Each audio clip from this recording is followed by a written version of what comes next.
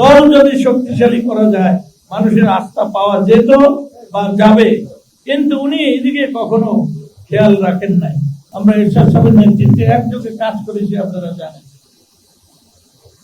এবং আমাদের একটি কাজের জন্য কোন মন্ত্রী পরিষদের সদস্য, মেম্বার অফ পার্লামেন্ট কাউকে একদিনের জন্য কারাগারে নেওয়া হয় নাই। আমরা দীর্ঘদিন এই অপোজিশন করি, কিন্তু আজকে যে এই দীর্ঘ পথ আমাদের সরকারের বাইরে, 90 সনের ডিসেম্বরে আমরা সরকার থেকে চলে এসেছি, কিন্তু তারপর থেকে আমরা সংগ্রাম করছি।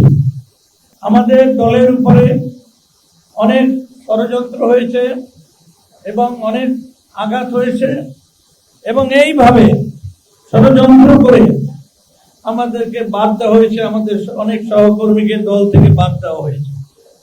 এটা একটি গোষ্ঠী, একটি শক্তিশালী গোষ্ঠীর ষড়যন্ত্র।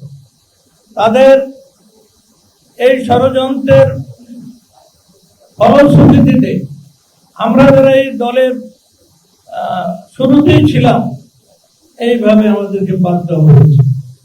আনোয়ার হোসেন মঞ্জুকে ষড়যন্ত্র করে, শেখ শহীদকে ষড়যন্ত্র করে বাদ দেওয়া হয়েছে, জামাল হায়দারকে বাদ দেওয়া হয়েছে, এবং সাত্তার ভাই অত্যন্ত বিনয়ী মানুষ, জামালপুরের কৃতি সন্তান, সে পাকিস্তান বলেও সে এমপি ছিল, তার নামটা পর্যন্ত দলে রাখা হয় নাই।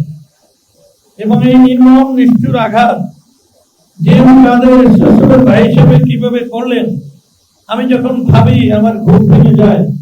আমি দেখি যে এই নিষ্ঠুর মানুষের হাতে দলটা পড়লো, আমাদের কোথাও নিশ্চয়ই কোনো অপরাধ আছে।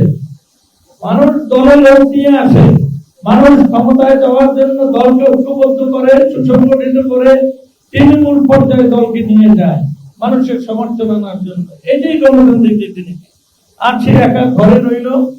এই গত 8 বছরে সে 10,000 লোকের একটি জনসভা কোথাও করতে, সাংবাদিক ভাইদেরকে আমি অনুরোধ করব আপনারা স্মরণ করে দেখেন। তাকে বারবার বলেছি দলকে শক্তিশালী করেন, ঐক্যবদ্ধ করেন, যারা চলে গেছে তাদের নিয়ে আসেন। প্রতি 5 বছর পরে, আমি তো অনেকদিন ধরেই দেখছি ক্ষমতার বাইরে, 5 বছর পরে যখন নির্বাচন আসে নানা রকম একটা পরিস্থিতি সৃষ্টি হয়।